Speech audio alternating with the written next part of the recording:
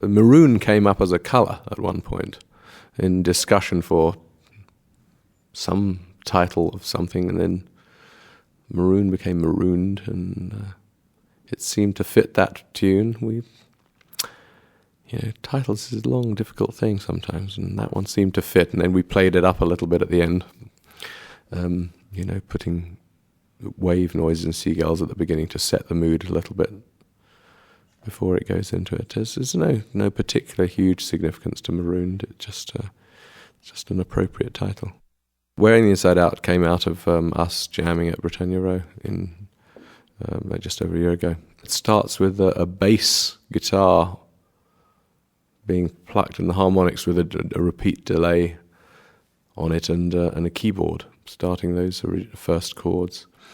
It just was a nice chord sequence at the beginning, which then got worked on. Now, on the last tour, we had Scott Page on the saxophone. Great sax player, lovely guy. And this time, it didn't really look as if we were going to be doing as many songs with saxophone on the tour from the way I was thinking about the tour. And funnily enough, at Christmas, I got a Christmas card from Dick, who I hadn't seen for years and had given up the saxophone entirely and was, I think, unemployed, living in a village near Cambridge, doing nothing. And I knew that years ago he'd sold his saxophones and had gone into being a farrier, shoeing horses.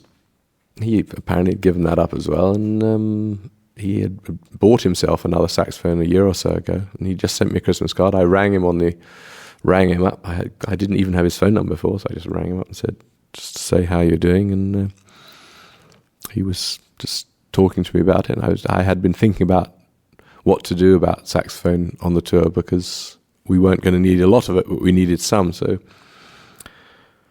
I asked him if he felt like auditioning for coming on the tour, see if he still had his chops together, and he told me that he thought he was playing better than he had ever played. And so I got him down to the boat to have a little audition, and he played about 3 phrases, and myself and Bob said, fine, great, he's still got it. Well, screw this auditioning business, let's see if we can stick him on something.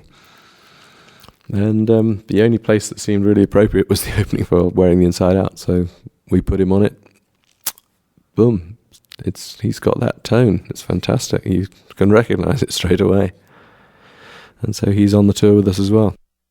Well, mostly on the houseboat, my studio in London. It's called Astoria, which we did quite a bit of the last album on as well.